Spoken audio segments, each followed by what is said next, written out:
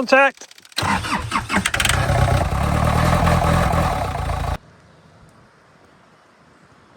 It ran, but that doesn't mean it's right.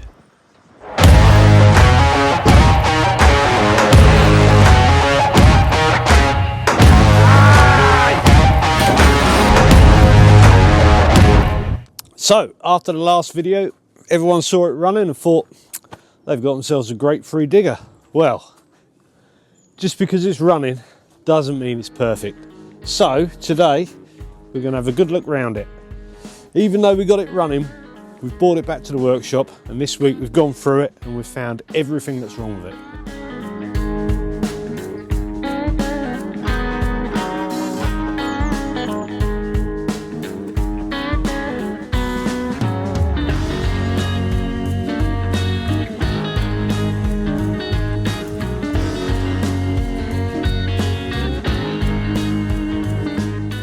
Now, this isn't a fix-it video.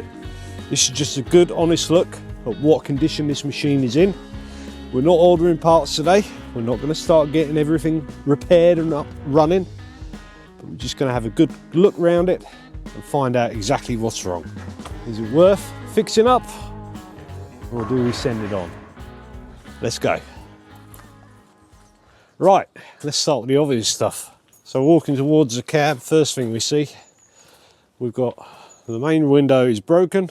The bottom window is completely missing, and the top window is also smashed. We've got the bezels for what would be the lights there smashed. We've still got the footplate out because hoses. When we go to the driver's door handle is snapped in half. Inside the cab, we've got half the key broken off in the ignition, which is a major problem for us. Display dashboard is snapped off. Not a biggie, but annoying nonetheless. And overall, the condition of the cab is, well, it was just left open to the elements. The state of the cab from the outside already begins to tell you how this machine has been treated in the last years of its life. And unfortunately, it only gets worse from here on in. So up to this point, you could just say, well, it's tired, but when we go on to the next section, this is where we stop thinking it's tired and we start worrying, because these are the serious defects.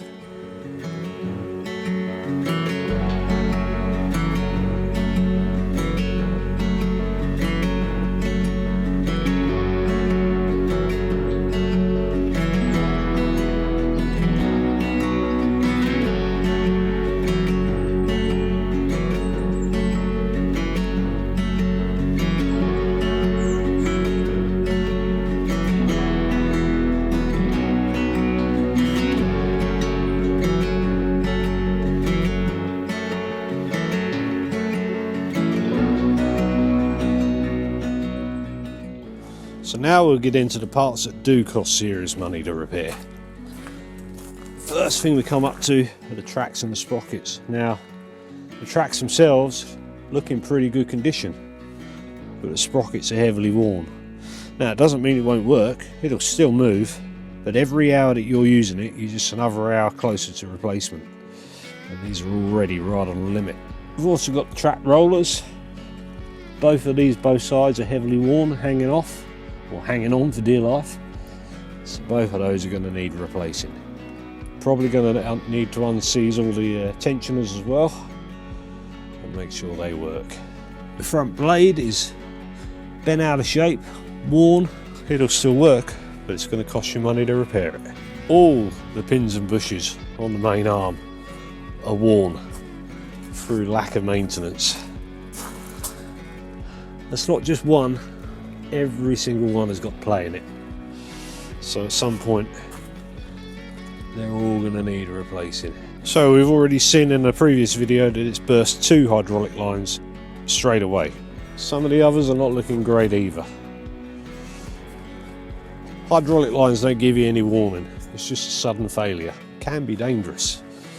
So we're going to have to go through this machine, check every line for signs of wear, replace when necessary, and that doesn't necessarily mean we're going to catch them. It's had a few new ones by the look of it. there's still plenty of old ones on there. So that's something we've got to keep an eye on. Also, we noticed this main ram is bent.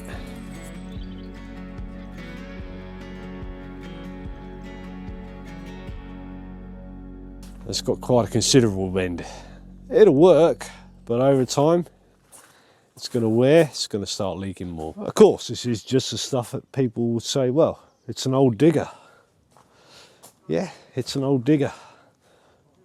But to be a usable digger, we're still going to need to make some of these repairs.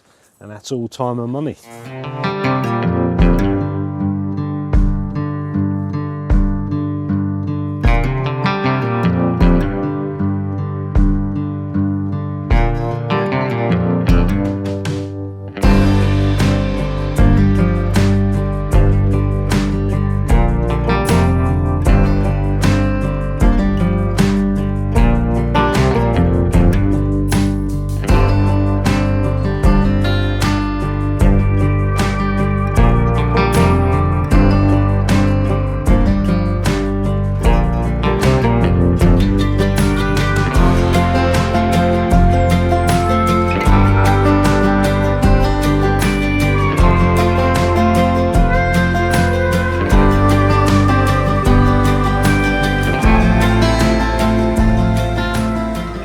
This is where the story changes. Tony's already been in here, being busy, but we've got still a lot of issues. So, easy one to start off with. Gas strut for the engine bay is broken and bent, needs replacing. Air filter box, which is now missing, that was all broken, so we're going to need to replace that. We had the original OEM diesel filter housing completely removed and disconnected, but that needs rectifying.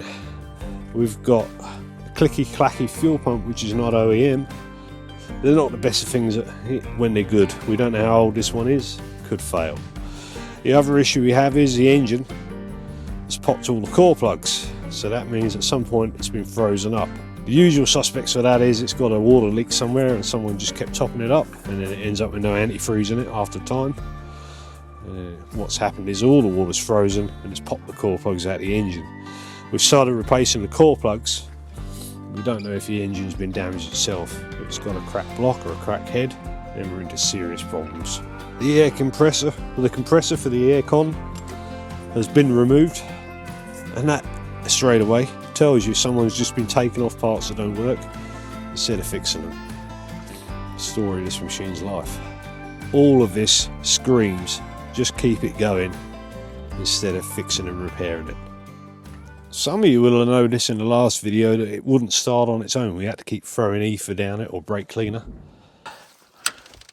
Contact! Yes!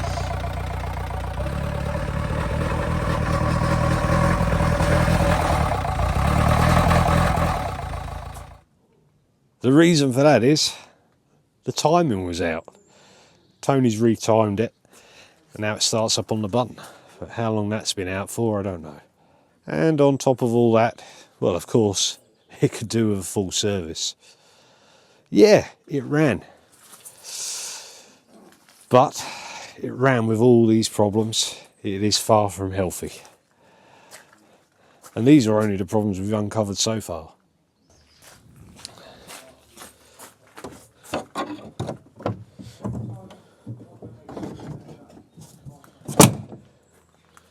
These are the fundamentals, and until we get those right, we don't even know if it's worth saving.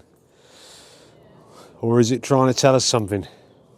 So, there you go, there's our digger. Thanks for watching Smoking Still Garage. Do remember, like and subscribe, that really helps us out. We'll see you again next time.